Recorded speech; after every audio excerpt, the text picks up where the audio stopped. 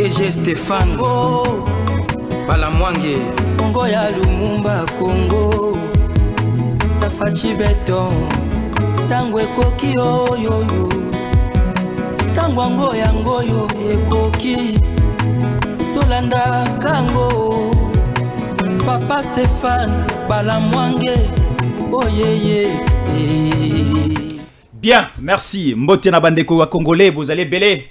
Boakota la biso République démocratique du Congo, mboka ya ba Congolais des pères et des mères, bandeko ya France, Allemagne, sikane sobali kota la biso.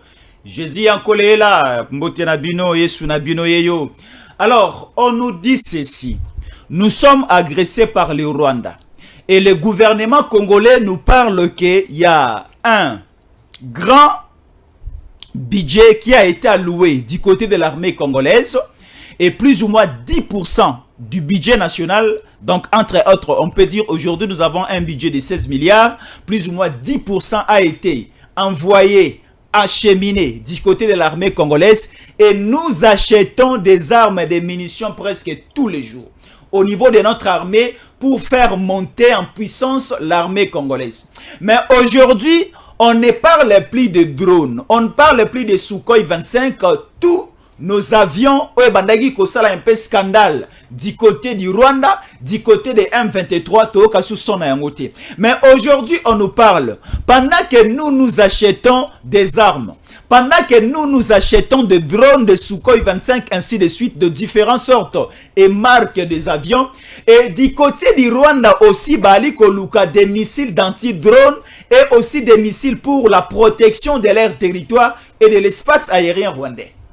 Alors aujourd'hui, il y a une information qui circule que des avions aujourd'hui Sukhoi 25, les différents drones congolais qui surveillaient et qui voyaient la position des M23 des terroristes dans les camps congolais, et ces différents appareils ont été bombardés par l'armée numérique rwandaise. Révélation dans cette émission. Est-ce que Moïse Nzangi avait dit la vérité ou encore c'était une incompréhension au niveau de l'opinion congolaise?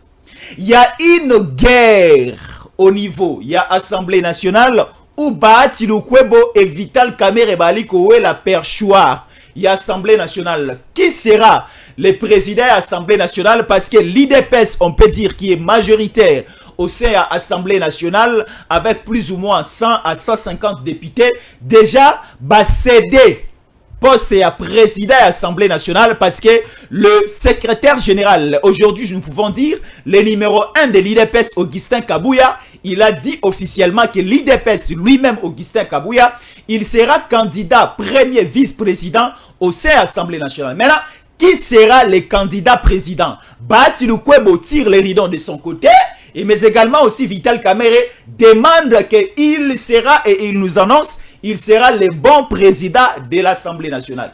Révélation dans cette émission avec beaucoup de précision. Jésus en colère reçoit son lipasa, permettez-moi de le dire de cette manière. Ousmane Mutombo Mbotenayo. Mbote Jésus en colère, na pesi mbote na bayi kongomani nyonso o balandaka tango ekoki RDC.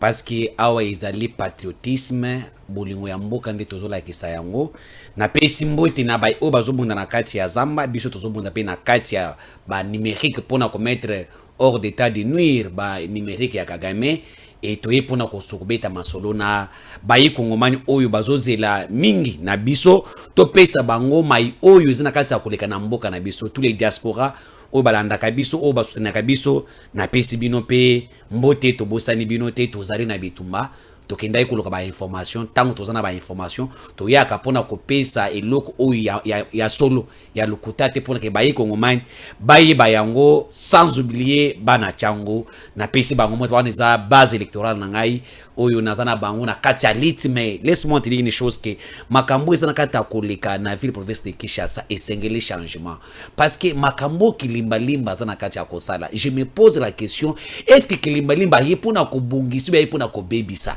bato bazonyo kwama mais c'est kilimba limba azaka ka wana pona kokanga bato ya moto pono kokanga bato batabana mapapa na kati ya Gombe pono kokanga bato bazolo balingala selon lui mais bai oyo bazana kati ya kubomba ekongomani butu moi bai oyo bazaka tabasa kikulu na kokata machette kilimbalimba pesi mibeko arrêter ebimi ye na kazali olobelingala na Gombe bakangi yo otamona alipa bakangi yo mais bai oyo bazana kati ya ko déterroriser peuple congolais bakuluna na Kinshasa il y a des quartiers qui se vident comme makambo M23 il y a des quartiers qui se vident na Kinshasa bakimi mboka mobima na changwana bati quartier mobima ata 300 personnes bazaka dini kuluna eleki la kilimbalimba nataka lekolo kuna te na makala kuna on parle même pas OK na ba bureau de bazotu bato ngisa bato mais wana kilimbalimba che makasi te mais azana makasi ya koboto na bato ba moto azali makasi ya kokanga ba passager likolo ya moto ça c'est ça aussi olobi lelo na Gombe soko lobi lingala bakangi yo mobetamboli na la gombe bakangi yo mobeko ya kilimbalimba yangwana o mati moto oza passager bakangi yo passager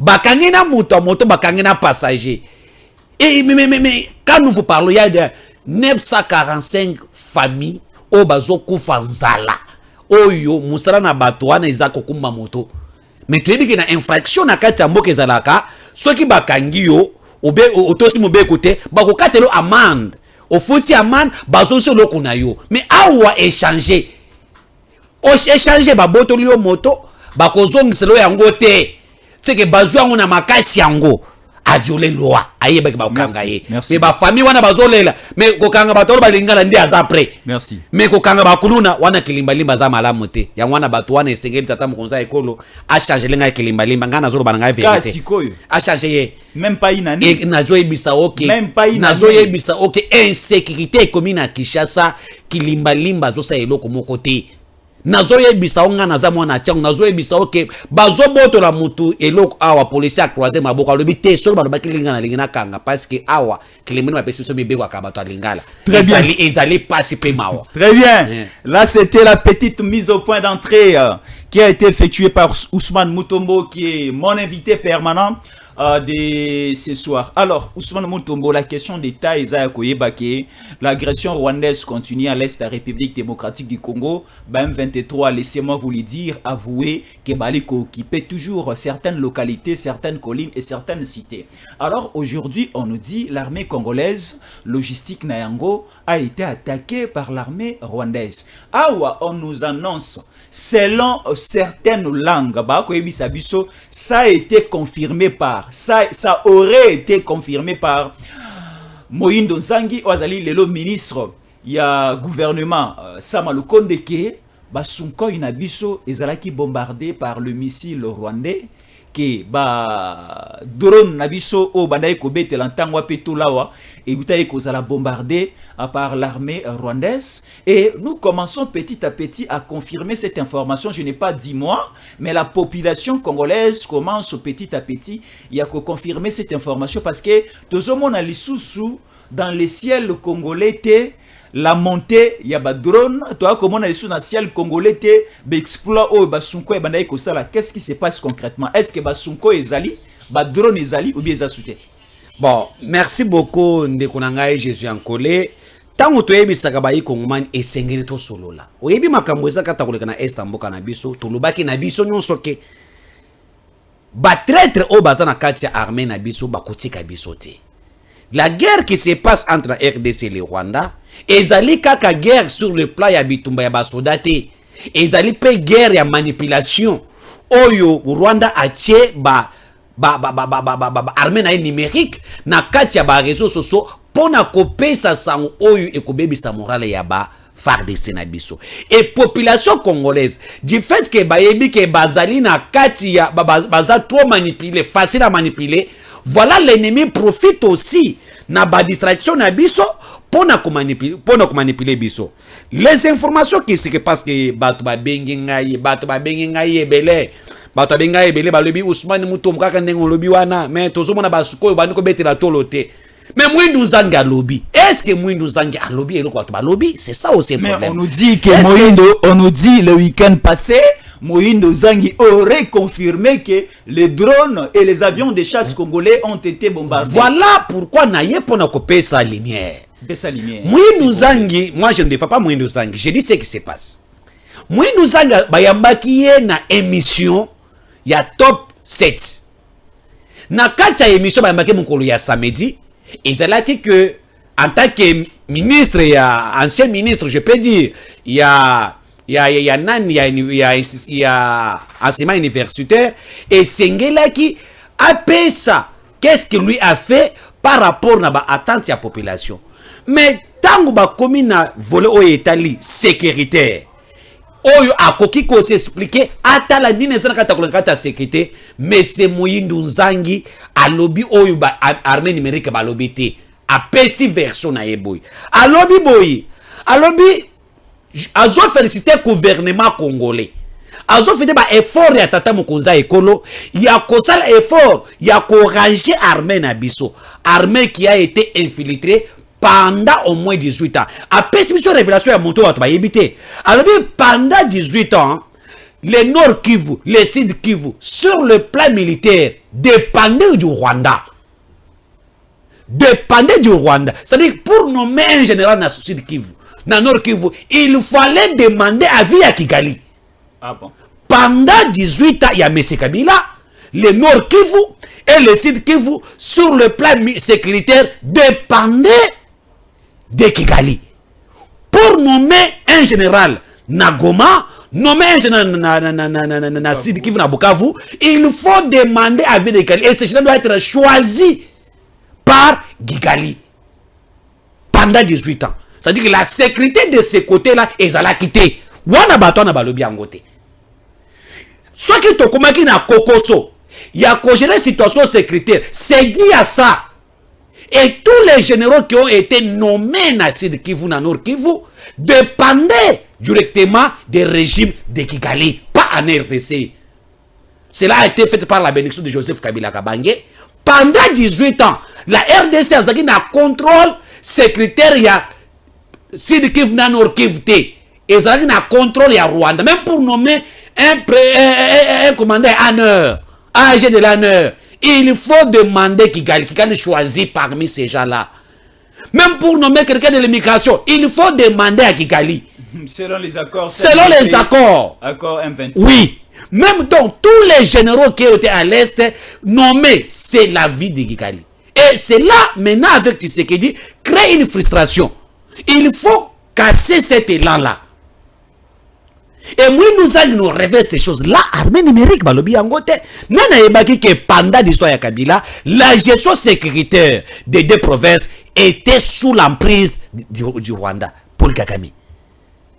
Tant que l'obaka awaki, pendant 18 ans, Kagame a géré notre pays, batomona kabiso lokola que nous tous acharné Kabila. Mais la vérité sort chaque jour on dekunangai.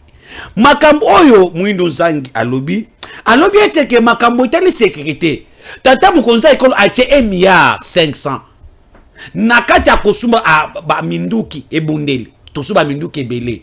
Mais aussitôt qu'on achète ba minduki na biso ba Sukhoi ba drone H4 il y a dernière génération, le Rwanda avec ses complices qui est la communauté internationale ba doté Rwanda les armes lourdes anti-missiles. Oy ekoki ko bombarder même ba Sukhoi na biso, même ba drone na biso. Ba drone na biso na Sukhoi ezawapi. Ezali na kati ya Nord Kivu na kati ya Goma. Mais alobi ke ba armement oy ba pesi au Rwanda, ezali na capacité de bombarder nos Sukhoi, même nos drones. C'est ce qui empêche que nos drones ne puissent pas s'envoler parce que l'armée est na carte mabele na biso bisika ba Rwanda bazo occupé ne bisika munduki wana ezali. Na biso za marque nini? Et ça va H4 ezali. Voilà. Donc la dernière génération. Mais armée numérique ya Kagame ezukaka mowana. Balobi Mwindu Nzangi alobi les drones et les avions ont été bombardés par l'arsenal missile anti-missile du Rwanda. Et tambolo na ba réseaux sociaux namoni tout ça pour manipuler le moral yaba congolais. Tout ça c'est pour entrer aussi dans manipuler le moral yaba militaire na biso au front pour ne démoraliser bango que parce que to chela ka motema ba H4 ya drone o to chela ka motema au Rwanda bombardé on a lobby ministre en fonction, je peux en fonction quand même azo jouer intérim expédier les affaires. Expédier les affaires courantes. Balingba sont en considération comme manipulé. Et vous voyez certains journalistes que je cite ici sur votre plateau. Je vois quelqu'un, le collègue Yves Bouya, qui tweet ça. Les journalistes sans information.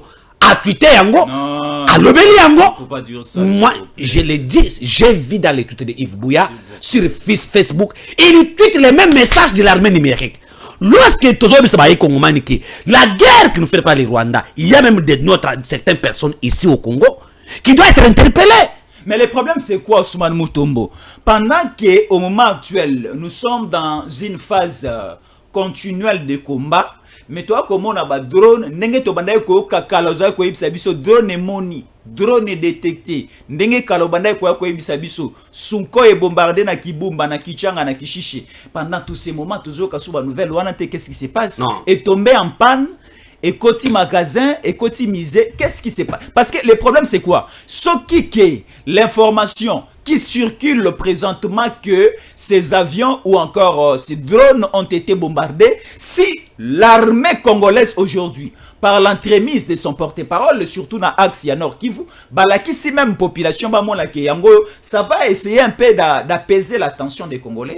Il y a mon avis que message wana ezali bobele lokuta ezali bobele ya solote na la kiso na conteste nini armée numérique abimiki ko jouer ko manipuler peuple congolais omoni moto bache kombo Chiswaka wana azali Rwandais abandi ko koma lokolo mona azali Chiswaka azali Simba olobi azande kuna biso congolais azali congolais te Chiswaka aza Kasayen te non bazui ba kombo ya bakasaya bazui ba kombo déjà de bandundu bazui ba kombo ya ba Kongo ba kombo ya bangala ba Rwandais ba mikomisi na ba tweet o bazo sala na ba festa ba kombo na biso ba yo onde ba kotute ba message wata yo kotala azande ko ngai congolais okoki pe ko ndima yango manipulation omoni manipulation ça joue comme ça se fait comme ça dans la guerre et quand ozo bisangai ki ozo mona ba drone te ezali oyeki mukolo mikolo utu koleka balobaki o aéroport na biso à Goma ezala ki attaqué ba avion et bombardé mais 2 jours après to monaki na osuko ilokolo suko ya bombardé to mona yo ba drone likolo et bombardé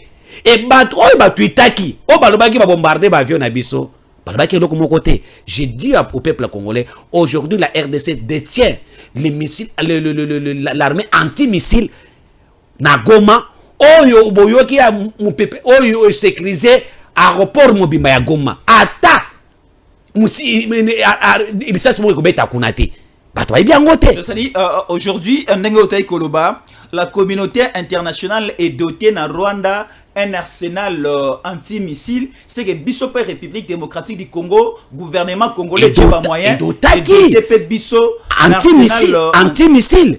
Oyo zana kata ko sécuriser na aéroport de Goma ki oyo zana kata ba ibunde na biso ebele parce que l'ennemi a bandaki na makamwa ko bwaka ba bomba na ye na kata aéroport. Pour nous déstabiliser mais simba quitté et il faut battre ba yango ke ba drone na biso ezali sur tactique de jeu de guerre ozomon et mataka tango ya moma vuli ezota moma vuli et batalaka ba paramètres nyonso wana et aujourd'hui je vous assure que boza la calme parce que armée congolaise ça ko se doter na ba mindu ko eleki anti missile ya Rwanda wana. Parce que tout ça vient à calcul. Écoutez, et ça doit bouger. Ce qui circule n'est que manipulation. Il y a armée numérique à Rwanda.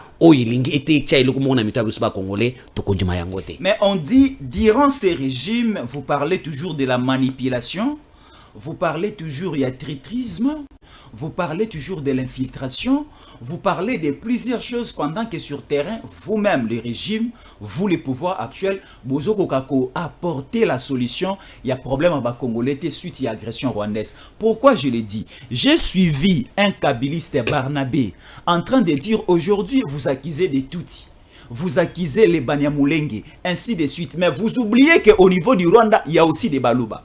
Il y a aussi des Kassayens. Mais pendant que vous accusez aujourd'hui les Tutsis, en oubliant qu'il y a des Tutsis congolais, en oubliant que les Banyamulenge, ce sont des Banyamulenge congolais, mais vous oubliez aussi les scandales Oyo Baluba Kassayen Baluko effectués dans Rwanda. Alors, je reçois Ousmane Mutombo. Laissez-moi dévoiler à la face du public que vous êtes Kassayen. Est-ce qu'aujourd'hui, il y a des Baluba Kassayen au niveau du Rwanda, qui sème aussi des pagailles au niveau du Rwanda. La première des questions. La seconde question est celle de savoir, est-ce qu'aujourd'hui on peut avouer et accepter que les Banyamulenge congolais sont actifs au Congo? Est-ce qu'on peut accepter que nous avons une tribu au Congo appelée Tutsi comme Tibi Luba, Tibi Congo, Tibi Angaye? Non, bon, ça c'est ma question na yo, nazo répondre pour na bayi kongomani ba comprendre. Tata Mukonza école Félix Antoine Tshisekedi Tshilombo azobunda pona kopesa kimi na est. Mokonzi nyonso oyo ayakazaka na mission na ye. Soki bato batali mission ya Tshisekedi Félix, ezali mission ya kopesa kimia, ya kokarde intégrité territoriale ya mboka na biso. Nzamba pese mission wana. Soki Tshisekedi arate kocha kimia na kati ya mboka mobimba, mokonzi ya koya kocha ngote. La raison pour laquelle aujourd'hui, la mission donnée par Dieu et par Félix Tshisekedi, ils allaient à commettre fin à l'insécurité de l'Est. Quand Dieu vous envoie dans une mission, ça ne rate pas. Tshisekedi a été envoyé par Dieu. Oui, Tshisekedi Félix. S'il vous plaît, ne mêlez pas la politique à la religion, non, s'il vous plaît. Yoka. Parce que soki ambongo lobby atika politique. Je suis en colère. Mokonzi nyonso ayaka na mission na ye. Mobutu azaki na mission na ye na mboka. Muza ayaki na mission na ye na mboka. Joseph Kabila ayaki na mission na ye na mboka. Mission Kabila ezalaki ya ko ruiner Congo. Kobuma mboka. Le message était déjà là 1987.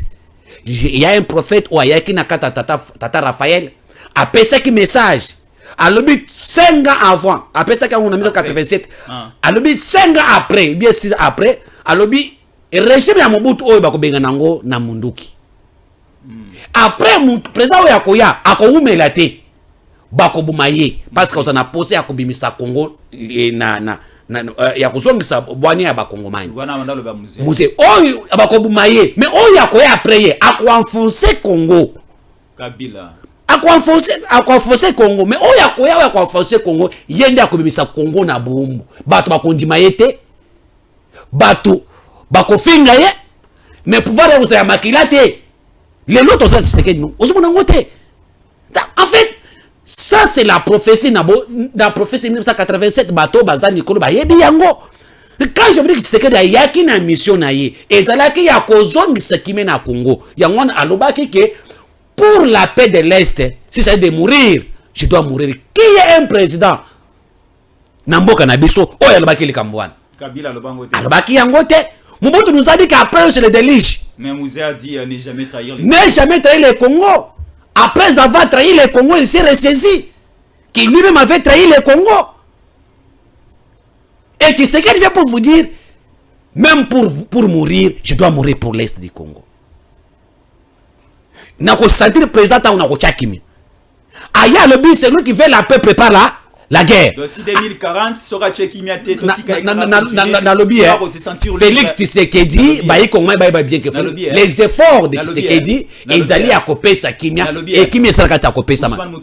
Na lobby yo lobby mokonzamboka lobaki ako se sentir à l'aise soki na pona ya ki mokondi soki a cheki mena mboka.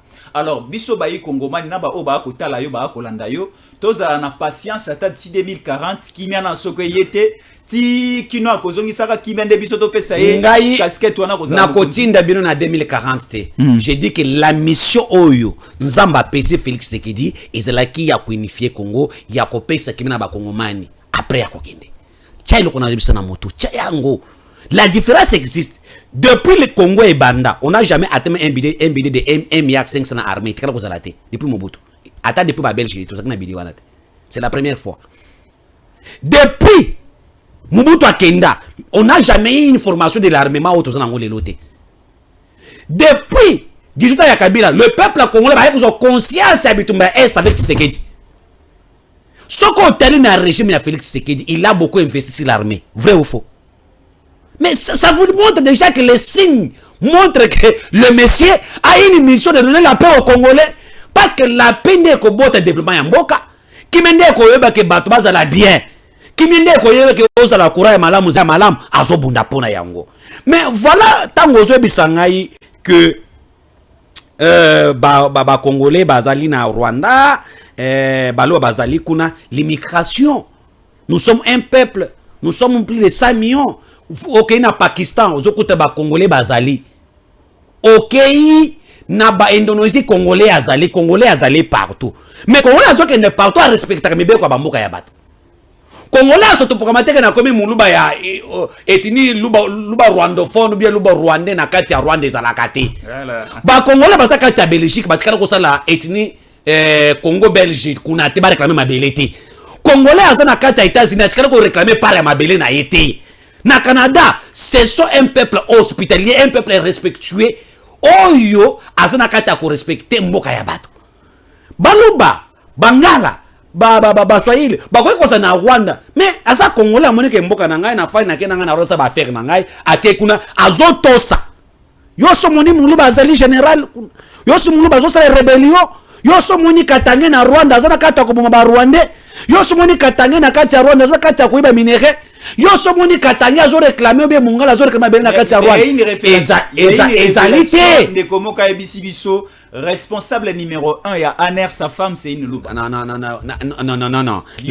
Là ce sont les gens qui veulent maquiller des choses. Et aujourd'hui nous avons un pays hospitalier. Si c'était au Congo un Rwandais femme d'un politicien congolais, ça allait créer des polémiques. Mais c'est dans ce pays que nous avons eu un vice-président de la République rwandais de père et de mère, Azarias Robeo. Rwandais de père et de mère. Bande kwa minembe bazalaka ba Rwandais. Nazoye bisayo que Azarias c'était un Rwandais. Dans ce pays, nous avons le ministre Touti, le ministre des Travaux publics et modernisation. Azali Nani. Congo Bayami Bango, nous avons dans ce pays na ministère de l'environnement Rwandais. Mais et nous ont payé quoi? Rwandais bayaki na mboka na biso na refuge ya génocide kama saraki bango kuna to yambaki bango lokolo ba frères africains. Mais tant ba na mboka na biso komi benga Banyarwanda baza ba Rwandais bazali na Congo. Tout Congolais n'existe pas. Est-ce que un Belge akoloba ko Congolais za bekoloba na Belge Congolais bare bapesa mabele? Non, boye na mboka na biso botosa. Mais boye na mission ya kozala ba envoyer kama pour déstabiliser les Congo. C'est ça le problème avec nous. Les tout reste les tout Rwandais. Il y a un tout Congolais, il n'existe pas de tout Congolais. Les Banyamulenge n'existent pas au Congo. Je vous dis ça. Nous avons 450 tribus. Mais Banyarwanda n'existe pas, Namulenge n'existe pas depuis l'indépendance. Il faut que l'on le kwana. Bay o batambola kena bango, bay bazo defendre makama kabila, bay o bayebi qui bazali na mèche avec les Rwandais, bazo travailler sur l'impérialisme du Rwanda, il faut maniba ba congolais et biso to konyama yangote et jusqu'aujourd'hui Ousmane Mutombo je mets ma main à couper muta elangai ke 450 kibi ya na Congo etni Banyamulenge soke ezali na kata loboko. Ce qui est écrit dans Rwanda, ils ont kata loboko. Bazali bato yamana bango. Le corps a été bonne sebiso. Bazonga ipana bango et ekozala malam. Mais nous pensons que la guerre que nous avons aujourd'hui, malgré le traitisme ezali, faut yeba que na kati bitumotozumu na kati ya Rwanda. Tozana ba voler belé. Il faut combattre à l'intérieur. Pourquoi? Parce que mixage brassage obi salamaki est infiltré armé na biso. Tozo mundana bato bazo informer bato musu na ngambo ke no ba komi na niveau kingani bo attaquer bango bas tout ça kata mundana bato wana et tozo mundana nini tozo mundana pe la communauté internationale bay oy bazakuna bazalingete ke mboka na biso ezala na kati ya Rwanda bazo ka binere ozo bona ba confusion wana. Et nous avons même au sein de nous de nos politiciens les gens qui combattent. Même la RDC, en état être dans l'armée. Donc notre guerre, on les fait à 4 niveaux et nous sommes censés de les faire pour les gagner et nous allons les gagner. Voilà comment on a voulu tuer le général Chico. Chico allait être tué. Ça allait aussi être ma question, Ousmane Mutombo. Le week-end passé, samedi, dimanche, toujours ma nouvelle, la MONUSCO, l'armée onisienne, la mission onisienne au Congo, va accompagner M23, va RDF, va accompagner AFC à Nanga, va pesi bangonzi la Tibère, Kokoi, ça va en possession à Ruindi, une localité, na niveau de territoire, il y a Rutshuru. Qu'est-ce qui s'est passé? Et par après, tu vois que le général Chico était des mèches, na batoyo, na ba M23 oyo ba qui faire tomber Ruindi. Et quelques jours après, qui général Chico a chicoté. Qu'est-ce qui s'est passé? Parce que ça circulait qu'il a été tué, ça circulait qu'il est aussi parmi les traîtres. Qu'est-ce qui s'est passé par rapport à la situation du général Chico? Depuis Bachaki général Chico na Axwana Rwanda bazola la pongité. Kagame azoluka par quel moyen ba mettre tous les moyens en œuvre pour neutraliser ce général. Parce que azana moto ya kanyaka te. Azo simba mbongo ya corruption alingi pona a libérer mboka na ye. C'est ce qui dérange le Rwanda. Le mal à nez que lorsqu'on a nommé général Chico, Bachelie bato ba utek bina simanaye, bato ba utek na mixage brassage. Les Rwandais. Pourquoi le mettre les Rwandais derrière lui? Un problème. Ces gens-là, bazana katia ko trahir armée na biso. Et général Chico a été trahi. L'ordre qui a été donné ya ko évacuer ba militaire na kata Rundi, et ça n'est pas général Chico té, et ça n'est pas général commandant au ya régiment wana en collaboration de mèches avec les Rwandais. Mais c'est lui qui est chargé du renseignement et des commandements, il chargé fait, de coordination des opérations. Selon les informations, lorsque le commandant a donné l'ordre à mettre baba vidéo Rundi, il a fermé son téléphone, Chico n'était pas contacté. Et Basoda balungwe na 12 heures na Rundi, l'armée rwandaise et ougandaise ensemble baye ko kota na Rundi à partir de 17 heures. Sababunda. Quand on vérifie plus de 7 généraux et commandants de brigade, bazalaki complice wana. Et il n'a pas une révélation moko. Kaka bato bakosaki Chico o zone kingani ezana ba congolais ba armée na biso balatisaki ba M23 ba bilamba ya ba armée congolaise. Tangu Chico ayena hélicoptère na ye, babanda ko kita ba kiti muke moko ya capitaine amonaki suspect ayebisi Chico te oyo bazali ba yi kongomanité. Mbala moko bande kubeta masasi dega Chico a koti na avion hélicoptère le kola nani civil oyo pilote bande ku hélicoptère azaki muntu moko ya bwanya akimi me Chico akufaki. Tout ça batouane bachaki na kata montant pour na saini babu maye. Makambo ya Ruindi c'était vrai que bakanga Chico na maboko ba mettre na Rwanda. C'était le plan, mais il a été aussi sauvé. C'est-à-dire que Chico est mouton noir pour ces Rwandais, bazo ne va sentir yété. Non, on peut dire Chico Lelo joue le même rôle avec Mamadou Ndala. Oui, il ne fait pas le même plan qu'on a fait avec Babou Mamadou Ndala, c'est le même plan au Balingba sa Babou Machiko. Yangwana est aussi simbaté. Et mais comment ça m'a dit Chico ça traité pour que biso ba congolais tolongo la confiance au tsona côté na Chico pour na bazo moyen à kozwa facilement oyo et simbité ndeko très rapidement. Je suis angolais mais je voulais dire une chose ici que voilà le plan que les Rwandais a fait.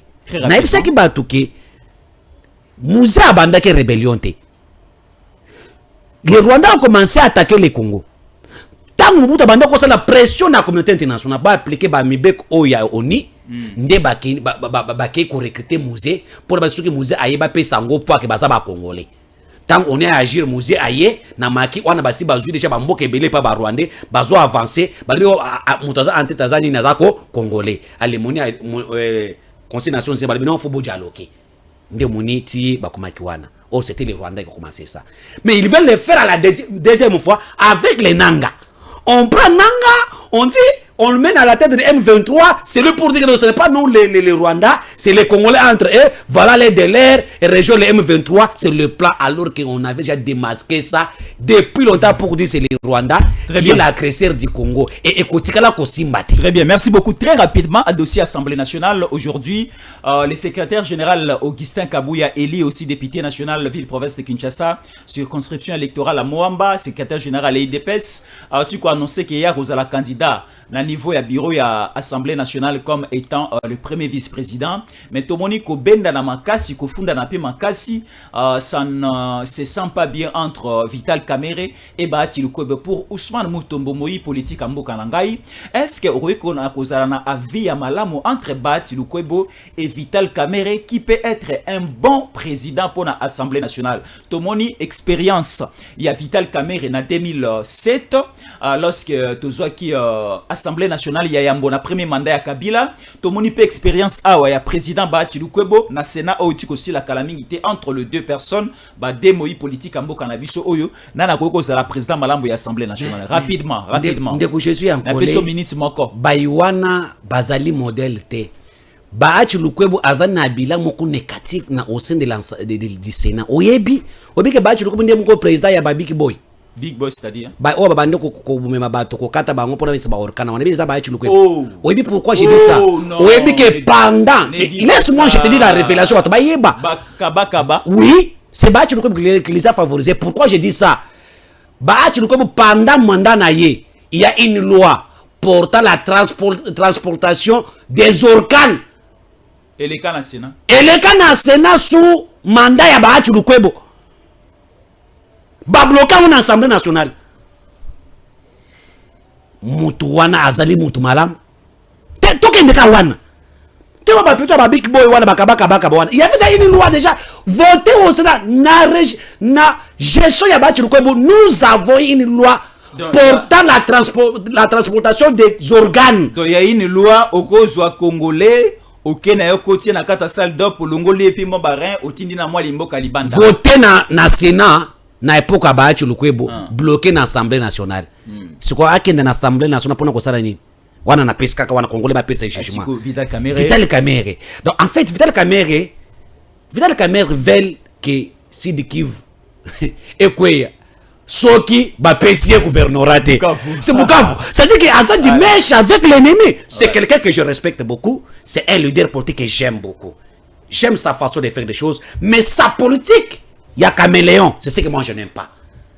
Vital Kamerhe dit, ceux qui ba pesingai Bukavu te, eko M23 bakozouana na voix Goma. C'est-à-dire que nous confirmons ce que Ousmane Mutombo, Stéphane Mbalamwange, Joël Kitenge, Jésus Yankolé dit chaque jour que nous avons des politiciens qui sont avec les M23, mais ils sont autour du chef de l'État. Rapidement, la question de la primature. Aujourd'hui, il y a des tractations. Déjà, mission et informateur Augustin Kabouye Seli, qui peut être un bon acolyte proche du chef de l'État pour ce deuxième mandat, Azala comme Premier ministre. Lelo, Moutkonzambo Kakosa la basantimate, Tozali na ministre Oya se distingué. Ministre Oya Lakisi Bouania. Oya contribué na victoire à Félix Tshisekedi na deuxième mandat ezali mwana na premier mandat ezali mwana mboka Jean-Pierre Liaou oya sali musala oyo congolais amuni lelo IDPS azo primature Liaou azali oyo mwana ya IDPS Liaou azali IDPS ya Makila né dans l'IDPS. Non, Liaou vient du PPRD de Kabila. Non, je te dis que Liaou c'est l'un des députés nationaux débauchés du PPRD. Je te dis que c'est pas ça. Je te dis que Ezala Augustin Kabouya, Ezala tous les autres que vous voyez là, il n'y a pas quelqu'un qui peut discuter l'IDPS à part Liaou na Tshisekedi. Pourquoi? Liaou est né dans l'IDPS. Liaou a vécu des tortures pour que l'IDPS existe. Liaou est Tshisekedi et Augustin Kibasa. Et les autres, Banayaba pionniers, les fondateurs de l'IDPS, Bagnon Kwama. Le père de Liaou est membre fondateur de l'IDPS. Liaou est né dans l'IDPS, il a grandi dans l'IDPS, avec les sangs de l'IDPS. Combattant de l'IDPS depuis Abotama, depuis le maman. Jean-Pierre Liaou était combattant de l'IDPS. Très bien. Et Mouton Kolongo Liaou qui combattait l'IDPS à Zalité. Voilà aujourd'hui. Ce qui Félix Tshisekedi a koki ko pesa, moi na IDPS à solo. Oh ya koki ko ya na vision ya ba fondateur de l'IDPS Ezali Bobele, moi na mboka Jean-Pierre Liaou oyo a mérité na oyo asali. Azo mérité que le roi konza école a pesa ye chance ya kozala premier ministre parce qu'avec Liaou premier ministre vie ya ba congolais changer. Il y a au premier ministre a ko accompagner Mokonza Mboka na loba ke loko wana ceux qui tata Mokonza ko a nommer monto za premier ministre o za ba ambition présidentielle ba ki mandat na ye échouer mais loko la choix oyo population bazo senga balobi nomele biso Jean-Pierre Liaou cerveau d'état un ministre oyo alakisi ke mboka ba gérer kango ezali ndako na yote a gérer fonction publique lelo ba fonction ba beti maboko mais ceux qui ba porter choix na ye na primature nazo sentir que mboka na biso kozala malamu Mokonza Mboka sentimate Liaou azali mwana IDPS bato bazo bako non Liaou aza mwana IDPS aza mwana IDPS te o Liaou auti na PPRD ezali bobele ba intox Liaou azali né dans le DPS crâne dans le DPS azali na vision ya ba père fondateur de l'IDPS azali capable d'accompagner Tshisekedi du président loko papa Etienne Tshisekedi azali président IDPS papa Liaou azali ki moko ya vice président na kati ya IDPS ba meko Mokonza Mboka ba pesi biso vision ya malamu pona ke mboka ndeli boso azo mérité. Merci beaucoup Ousmane Mutombo, c'était mon invité de ce soir. Tosololi Makambo Zali Kolekana Est, Beteli Bisope ba révélation, il dit le bon premier ministre pour la victoire de ce deuxième mandat du président de la République Fachi Beton, c'est le cerveau d'État Jean-Pierre Liaou, un fils maison de l'IDPS. C'est lui qui sera un bon premier ministre pour la victoire et surtout pour le développement, la sécurité, la paix installée dans l'Est de la République démocratique du Congo. Son Mutombo, merci beaucoup. Ngana peso merci na pesi ba ikongomano merci tokoya pona tobeta masolo tozongi tozoya bibata na biso tozaya. Merci beaucoup. Je sais que maman Astrid Masema c'était à la prochaine. Merci beaucoup. Merci beaucoup. Tango koki yo yo yo